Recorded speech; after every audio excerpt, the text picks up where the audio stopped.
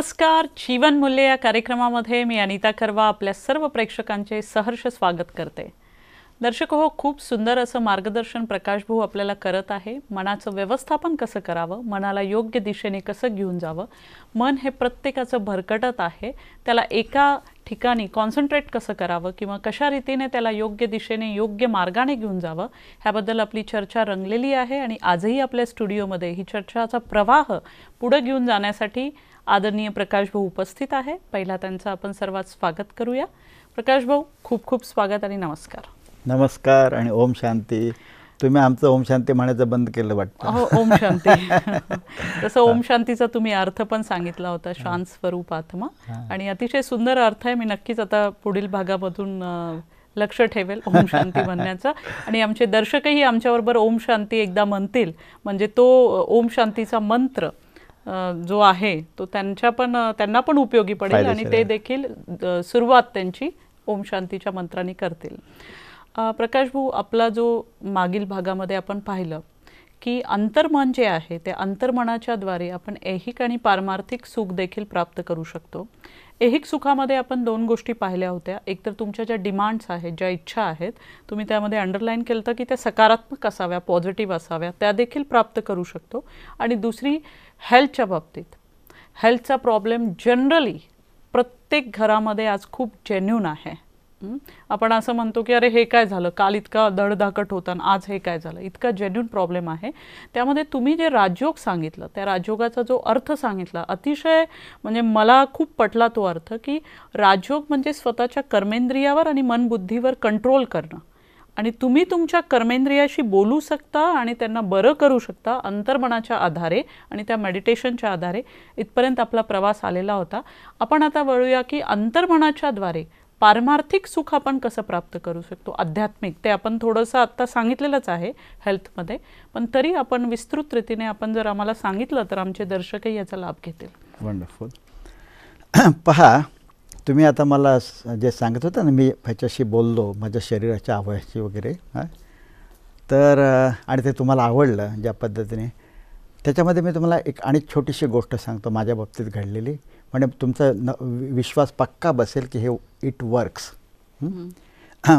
मला काय सांगायचं आहे, आमचं जे माउंट आबूला हेडक्वार्टर आहे, तिथे आमच्याकडे काही वेळेला 25-25, 30-30 हजार लोक जमतात.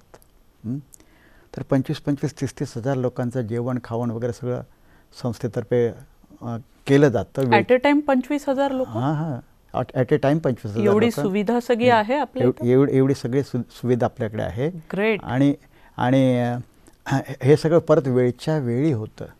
उलट घरी गृहिणीला थोडा इकडे तिकडे वेळ जाईल, पण इथे एकदा सगळं घड्याळच्या ठोक्याप्रमाणे वेळच्या नक्कीच आमच्या दर्शकाला एकदा जाऊन माउंट आबू तुमचं हेडक्वार्टर पाहायला पाहिजे. कारण इतकं तुम्ही म्हणताय 25,000 लोक म्हणजे काहीतरी जेन्युन सगळं पाहण्यासारखं. वंडरफुल आहे. ते पाहिलं म्हणजे तुम्हाला कल्पना येईल की हे जे आमचं जे जग आहे ना, जगापासून एक वेगळंच जग आहे हे. आणि माउंट आबू जाण्यासाठी आता एक थोडा विषयाला वेगळा आहे विषय, पण माउंट आबूला जाण्यासाठी काय करावं लागेल? तुमच्या सेंटरला संपर्क साधायचा? पहिल्यांदा तुम्ही जर ॲज ए टुरिस्ट म्हणून जाणार असाल तर तुम्ही ते स्थळ येऊन पाहू शकता. तुम्ही आमचे वेगवेगळे आमचं म्युझियम आहे, म्युझियम पाहू शकता. अनेक गोष्टी ते पाहण्यासारख्या आहेत. पार्क्स आहेत. तर स्लाईड शो दाखवले जातात. पुष्कळ काही गोष्टी तुम्हाला इथे पाहता येतील ॲज अ टुरिस्ट. परंतु तुम्हाला जर खरोखर कीन इंटरेस्ट असेल, आमच्या कॅम्पसमध्ये राहून अधिक शिकायचं वगैरे असेल, तर तुम्ही पहिल्यांदा तुमच्या जवळच्या एखाद्या सेंटरला जाऊन एक आमचा 7 दिवसाचा कोर्स आहे तो पहिला केला पाहिजे, ज्याच्यामुळे तुम्हाला फाउंडेशन क्लिअर होईल.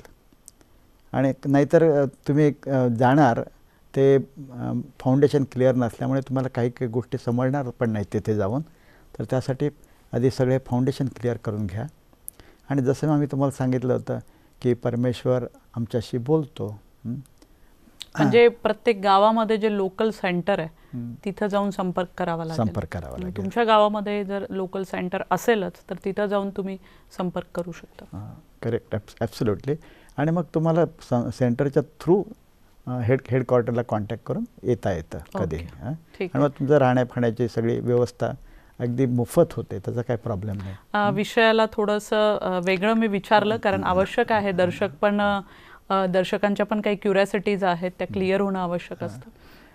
अच्छा, दुसरी गोष्ट म्हणजे मी तुम्हाला हे सांगत होतो की एवढ्या 20-25,000 लोक इथे जमतात, त्यांचं सगळं जेवण खाऊन होतं. तर माझं जे शरीर आहे की नाही हे एक असं रसायन आहे की याला काही काही गोष्टी चालत नाहीत. विशेषतः चिंच, इमली ज्याला म्हणतात हिंदीमध्ये, हे मला बिलकुल चालत नाही. ती जर मी खाल्ली तर तो माझा संपूर्ण दिवस ते रात्र मला असे मुश्किलीने जाते, इतका पेन होतं.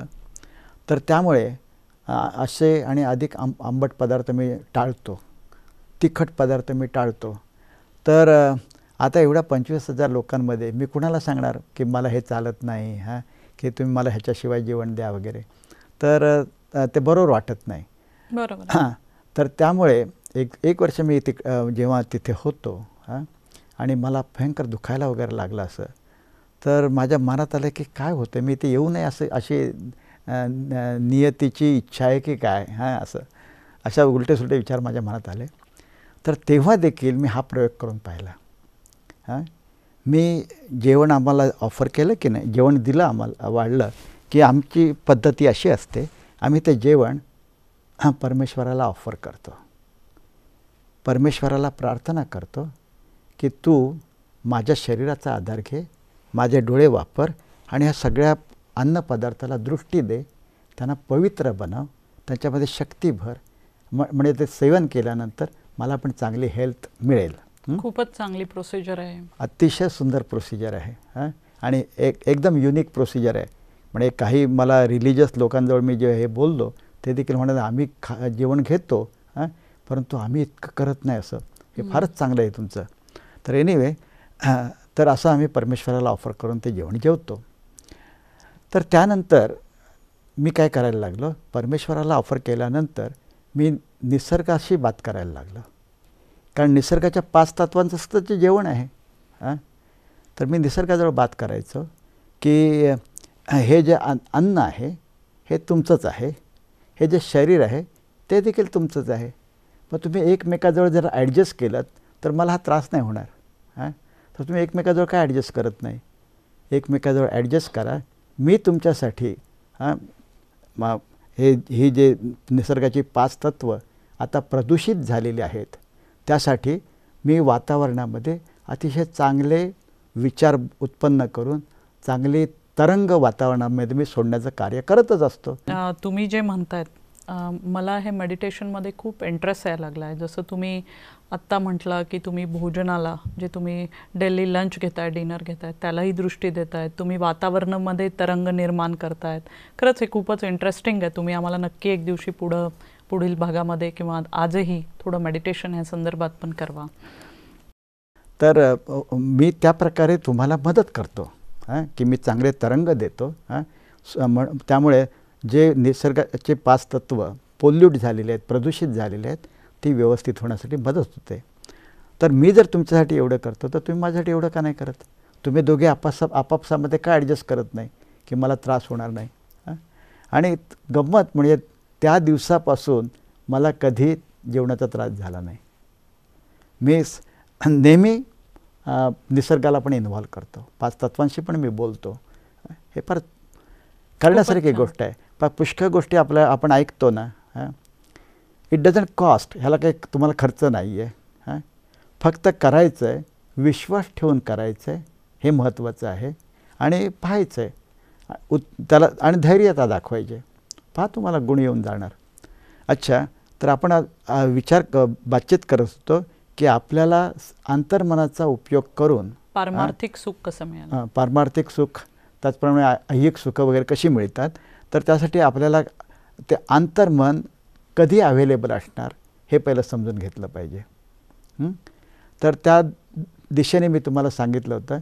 त्या मी जेव्हा ऑफिसला गेलो, हा जो घटना मी तुम्हाला सांगितली होती, तेव्हा माझा चेतन मन जेव्हा इकडे तिकडे फिरत होतं तर माझ्या अंतर्मनाने ती गाडी चालवली. तर अंतर्मन चेतनमनाला रिलीव्ह करतं. चेतनमन कुठे इकडे तिकडे भटकत असेल किंवा चेतनमन झोपलेलं असेल, विश्रांती घेत असेल, तर अंतर्मन एखाद्या आज्ञाधारक सर्वंटप्रमाणे कार्य करतं, चेतनमनाला मदत करतं, आपल्या बॉसला मदत करतं. तर ती जी वेळ आहे ती अल्फा स्टेज आहे. बरं, लक्षात तुमच्या, म्हणजे ती अल्फा स्टेज नाही ॲक्च्युली, त्या वेळेला ते अंतर्मन अवेलेबल आहे तुम्हाला. ही एक गोष्ट झाली. दुसरी गोष्ट, अंतर्मन तुम्हाला म्हणजे तुम्ही जे आता म्हटलं की जर चेतन मन जागृत नसेल तर अंतर्मन त्याला जागृत करतं. चेतनमन जागृत नसेल, म्हणजे विश्रांती घेत असेल, झोपलेला आहे किंवा विश्रांती घेत आहे, तर जे एखादं कार्य करायचं असेल तर अंतर्मन त्याला जागृत करतं. नाही, अंतर्मन स्वतःच्या कॅपॅसिटीने ते कार्य करतं. ओके, म्हणजे त्याला जागृत न करता अंतर्मन स्वतःच्या कॅपॅसिटीने ते कार्य करू शकतं. कारण अंतर्मन चेतनमनाला फॉलो करते ना, आपण पाहिलं ना मागे. ते एक स्टुडंट आहे, चांगला स्टुडंट आहे. जेव्हा चेतनमन ड्रायव्हिंग शिकतोय तेव्हा अंतर्मन पण त्याच्याबरोबर शिकतोय ते. आणि म्हणून चेतनमन जेव्हा फिरायला लागलं इकडे तिकडे, अंतर्मनाने त्याचा चार्ज घेतला. Very nice. तर तो फार चांगली ती शक्ती आहे, चांगलं टूल आहे आपल्याकडे. तर म्हणजे ह्याचा अर्थ की अंतर्मन अवेलेबल असतं जेव्हा चेतनमन झोपलेलं असेल किंवा चेतनमन कुठेतरी भटकत असेल तेव्हा. ही एक गोष्ट. दुसरी गोष्ट म्हणजे अंतर्मन आपण जेव्हा झोपतो की नाही तेव्हा देखील आपलं चेतनमन झोपत असल्यामुळे अंतर्मन तो सगळा कारभार करतं. त्यामुळे मनाच्या वेगवेगळ्या अवस्था आपल्याला आधी समजून घेतल्या पाहिजेत. आपण जर नॉर्मल कंडिशन आहे की नाही, नॉर्मल कंडिशनमध्ये आपलं मन हे बीटा स्टेटमध्ये असतं. बीटा स्टेजमध्ये आपल्या मनामध्ये जनरली आपण पाहिलेलं आहे पूर्वी की 15 ते 25 विचार पर मिनिट नॉर्मल पर्सनॅलिटी 25-30 विचार मिनिटाला करतं. म्हणजे जे 15 ते 30 विचार करतात ते बीटा स्टेटला आहेत. आणि त्याच्यापेक्षा जे अधिक करतात ते बीटा प्लस, आणि त्यांना आपण क्रेझी म्हणतो. ॲबनॉर्मल म्हणा, क्रेझी म्हणा, पागल म्हणा, जे काय. तर हे एका ह्याच्यावरती ते थांबू शकत नाही. तर बीटा प्लस ते झालं. नंतर बीटा, आपण मला वाटतं एवढ्या डिटेलमध्ये जायची गरज नाही. तर बीटा स्टेटमध्ये आपलं नॉर्मल जीवन असतं. त्यानंतर जेव्हा आपण अल्फा स्टेटमध्ये येतो की नाही, जेव्हा आपल्याला झोपायचं असेल तेव्हा आपले विचार हळूहळू कमी व्हायला लागतात. आपण अल्फा स्टेटमध्ये येतो.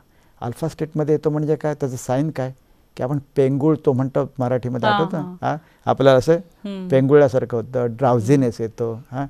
तर ते साईन आहे अल्फा स्टेटमध्ये गेल्याचं. तर आपण जेव्हा अल्फा स्टेटमध्ये जातो म्हणजे मन अल्फा स्टेटमध्ये रेस्ट करायला जातं तेव्हा मग अंतर्मन येऊन चार्ज घेतं. म्हणजे तो पॉईंट आहे अल्फा स्टेटचा. आता पण तो एक गोष्ट झाली की नाही, भले अंतर्मन आलं चार्ज घ्यायला आणि तुम्ही जर झोपेला गेले, मग त्या अंतर्मनाला अंतरसूचना कोण करणार? तुमच्या लक्षात येत आहे?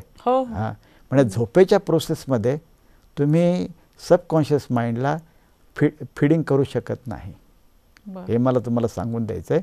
मी तुम्हाला आधी काय सांगितलं, म्हणजे त्याच्यामध्ये आणखी काही नवीन फाईल होणार नाही सबकॉन्शियस माइंडमध्ये.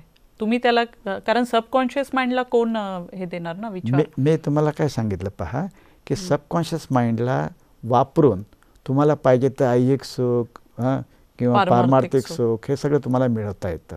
आणि तो सबकॉन्शियस माइंड कधी अवेलेबल असतं, एक तर तुम्ही झोपेला जाता तेव्हा, किंवा तुमचं मन व्यग्र असतं तेव्हा, किंवा तुम्ही मेडिटेशन करता तेव्हा. लक्षात तुमच्या. तर तुम्ही जेव्हा झोपेला जाता तर तुम्ही झोपेला जाताय, तुमचं चेतन मन पण झोपेला गेलं तर तुम्ही त्याला अंतर्मनाला सूचना कशा देणार? तुम्ही देऊ शकत नाही. मन भटकत असलं तरी देऊ शकत नाही. तुम्ही ते अंतर्मनाला तेव्हाच सूचना देऊ शकता जेव्हा तुम्ही मेडिटेशनमध्ये असता तेव्हा. त्यामुळे तुम्हाला जर अंतर्मन हे टूल वापरायचं असेल तर तुम्हाला मेडिटेशन शिकण्याची आवश्यकता आहे. मेडिटेशन म्हणा किंवा योग म्हणा, हे शिकण्याची आवश्यकता आहे. आणि अंतर्मन ही खरोखर सगळ्या गोष्टीची तुम्हाला मी चावी दिलेली आहे. मी तुम्हाला म्हणत होतो की मी तुम्हाला ह्या सगळ्याची चावी देऊन जाईन. तर ही चावी आहे की ह्या अंतर्मनाचा उपयोग करून तुम्ही ऐहिक सुख मिळवू शकता, पारमार्थिक सुख मिळवू शकता, हेल्थ मिळवू शकता. म्हणजे हेल्थ, वेल्थ, हॅपीनेस आपण जे म्हणतो की नाही, ते सगळं काही तुम्हाला प्राप्त होऊ शकतं अंतर्मनाचा यूज करून. तर त्या अंतर्मनाला फीड करण्यासाठी तुम्हाला मेडिटेशन शिकावं लागणार आहे आणि मेडिटेशनच्या द्वारे तुम्हाला अल्फा स्टेटमध्ये मनाला आणावं लागणार आहे. आता जे नॉर्मली आपण बीटा स्टेटमध्ये असतो, सो बीटावरून अल्फाला आलो. आता अल्फामध्ये काय होतं, आपल्या मनातल्या विचारांची गती अधिक कमी व्हायला लागते. साधारणपणे 7 ते 15 विचार मिनिटाला होतात. बीटामध्ये 15 ते 25-30 विचार होतात. अल्फामध्ये 7 ते 15 होतात. लक्षात तुमच्या? अच्छा, त्याच्यानंतर येते ते थीटा लेवल येते. म्हणजे आता अल्फा स्टेज गेलं म्हणजे तुमचं चेतन मन सुद्धा झोपलं. आता थीटा स्टेट येते. थीटा स्टेटमध्ये तुम्ही एकदम डीप स्लीप मध्ये जाता, स्लीपिंग मोडमध्ये जाता. आणि तेव्हा तिथे तुमच्या मनामध्ये विचार किती येतात? हार्डली 2 ते 4 विचार एका मिनिटाला. आणि त्याच्यानंतर तुम्ही डेल्टा स्टेटमध्ये जाता. डेल्टा स्टेटची जी झोप आहे की नाही, ती एकदम आपण म्हणतो की नाही, काळ झोप म्हणा किंवा फार सॉलिड झोप असते ती. म्हणजे मेल्यासारखी झोप असते. माझ्या बाबतीत तर मी म्हणेन ना, मी मुडद्यासारखा झोपतो त्यावेळेला. कारण मला कसलंच भान नसतं त्यावेळेला. काही जण म्हणतात ना, आम्ही झोपेमध्ये सुद्धा आम्ही जागरूक असतो. परंतु प्रत्येकजण जेव्हा डेल्टा स्टेटमध्ये जातो जागरूक असू शकत नाही. त्या डेल्टा स्टेटमध्ये तुम्हाला जर कोणी जबरदस्त म्हणजे तुम्ही कोणी बेल मारली किंवा तुमचं अलार्म क्लॉक वाजलं तरी तुम्हाला पत्ता लागत नाही. कोणी तुम्हाला स्टेज फक्त झोपेमध्येच आपल्या गोष्टी चालल्या जातात ह्या, की मनाचे हे 4 गोष्टी आहेत, 4 स्टेजेस आहेत, की बीटा, अल्फा, थीटा आणि डेल्टा.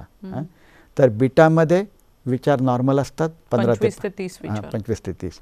अल्फामध्ये 7 ते 15 असतात. थीटामध्ये 1 ते 4-5 असतात.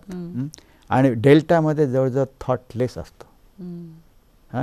म्हणजे संपूर्ण झोपेच्या प्रोसेसमध्ये गाढ झोप म्हणतो ती, गाढ झोप म्हणतो ती. संपूर्ण झोपेच्या प्रोसेसमध्ये तुमचं बुद्धी ही पहिल्यांदाच झोपून जाते. जेव्हा तुम्ही अल्पामध्ये येता, अल्पामधून पास करता, तेव्हा तुमचं जागृत मन पण झोपून जातं. आणि थीटामध्ये तुमचं अंतर्मन स्थिर काम करत असतं. डेल्टामध्ये ते पण झोपून जातं. डेल्टामध्ये अंतर्मन पण अवेलेबल नाही, मन पण अवेलेबल नाही, आणि म्हणजे संपूर्ण आत्मा आराम करत असतो त्यावेळेला, रेस्ट घेत असतं.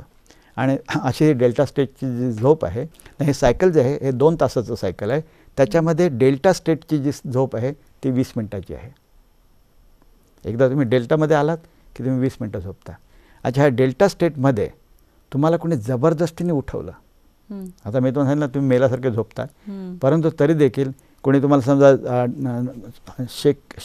हलवून उठवलं किंवा कोणी तुमच्यावर पाणी ओतलं आणि तुम्हाला जागृत वगैरे केलं, तर तुमचा दुसरा दिवस अतिशय खराब जातो. तुम्हाला हेडेक होते, तुम्हाला बरोबर वाटत नाही. त्यामुळे डेल्टा स्टेजच्या झोपेला मध्ये कधी झोपमोड कोणाची करू नये. आणि हे 2 तासाचं जे सायकल आहे की नाही, हे तुम्हाला 4 तासाची एनर्जी देतं. 2 तासाचं सायकल 4 तासाची एनर्जी देतं. अशा प्रकारे जर 2 सायकल तुम्ही झोपलात तर तुम्हाला 8 तासाची एनर्जी मिळते. म्हणजे संपूर्ण दिवस काम करायला तुम्हाला 8 तासाची एनर्जी मिळते. तिसरी सायकल जर तुम्ही झोपलात तर तुम्ही जे 8 तासाची एनर्जी जमा केली की नाही, ती वापरायला तुम्ही सुरुवात करता. असं नाही की तिसऱ्याच्या आणि 4 तास तुम्हाला एनर्जी मिळेल असं नाही आहे. फक्त पहिल्या 2 सायकलला 2 आवर्तनाला म्हणा पाहिजे तर तुम्हाला 4 आणि 4 8 तासाची एनर्जी भेटते. पण तिसऱ्या ह्याला तुम्हाला एनर्जी भेटत नाही. उलट जे जमा केलेली तुमची 8 तासाची एनर्जी आहे ती तुम्ही वापरायला सुरुवात आणि त्यामुळे तुम्हाला स्वप्न पडायला लागतात. स्वप्नावस्था येते कारण तुम्ही आता ती एनर्जी वापरायला सुरुवात केली. म्हणजे डेल्टा स्टेज म्हणजे ती जी गाढ झोप आहे 4 आवर्स सफिशियंट? नाही, डेल्टा स्टेजची झोप तुमची 20 मिनिटाची. 20 मिनिटाची. परंतु बीटापासून डेल्टा पर्यंत जाईपर्यंत सगळे जे चक्र आहे 2 तास, ह्याला 2 तास लागतात. 2 तास प्लस और मायनस समजा 5-10 मिनिटं इकडे तिकडे प्रत्येक व्यक्तीप्रमाणे. तर अशा प्रकारे म्हणजे तुम्हाला जर झोपायचं असेल तर तुम्ही इव्हन आवर्समध्ये झोपलं पाहिजे. 2 तास, 4 तास, 8 तास, हां जे काय. ऑडमध्ये झोपलात तर तुम्ही डेल्टा स्टेजमध्ये तुम्ही उठलात तर तुम्हाला प्रॉब्लेम होणार, तुमचा दिवस खराब जाणार. खूप महत्त्वाची आहे की इव्हन मोडमध्ये झोपायला पाहिजे. इव्हन जे नंबर्स आहेत 2 तास 4 तास. ऑडमध्ये झोपलं तर डेल्टा स्टेज डिस्टर्ब होईल आणि मग दिवस खराब जाऊ शकतो. ही गोष्ट आहे. तर हे जे झोपेचं चक्र आहे की नाही, ह्याच्यामध्ये अल्फा स्टेटमध्ये जेव्हा आपण येतो तेव्हा जागृत मन झोपेला जातं आणि सबकॉन्शियस वरती येतं आहे. तेव्हा त्या वेळेला सबकॉन्शियसला तुम्हाला ॲक्च्युली फीडिंग करता येतं आहे, परंतु तुम्ही झोपेच्या अवस्थेत असल्यामुळे करू शकत नाही. जर मेडिटेशनच्या अवस्थेमध्ये असाल तर तुम्ही ते करू शकताय. बरं, असं मला सांगायचं होतं. प्रकाश भाऊ, अतिशय सुंदर अशा रीतीने आपण मार्गदर्शन करतायत. सायंटिफिक बेस देऊन तुम्ही सगळ्या गोष्टी सांगतायत. मनाला कसं कंट्रोल करायला पाहिजे. आज जे तुम्ही 4 मनाच्या स्थिती किंवा स्टेज सांगितल्या, बीटा ज्याच्यामध्ये दर्शक हो आपले नॉर्मल पर्सनॅलिटी जे आपण म्हणतो की 25 ते 30 विचार चालत आहेत. त्यानंतर आपण अल्फा सांगितलं की ज्यामध्ये 7 आणि 15 विचार चालत आहेत.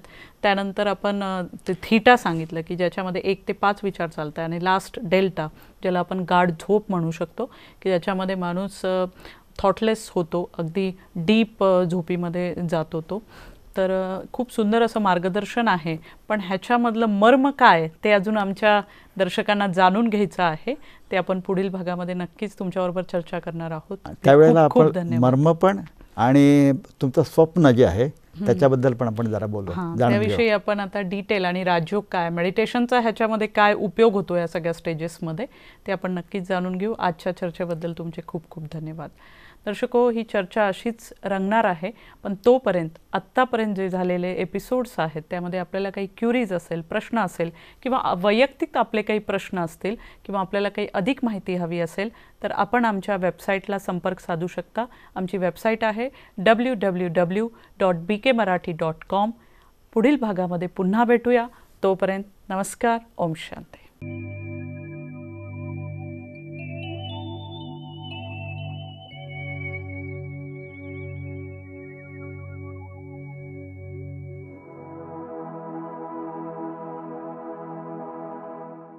ईश्वर निर्मित या सुंदर जगात जगण्याचे कसब ज्याला गवसले तो खरा भाग्यवान.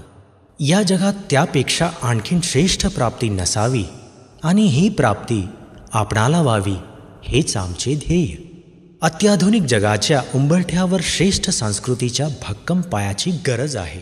विश्वास हा भारतीय संस्कृतीचा पाया आहे.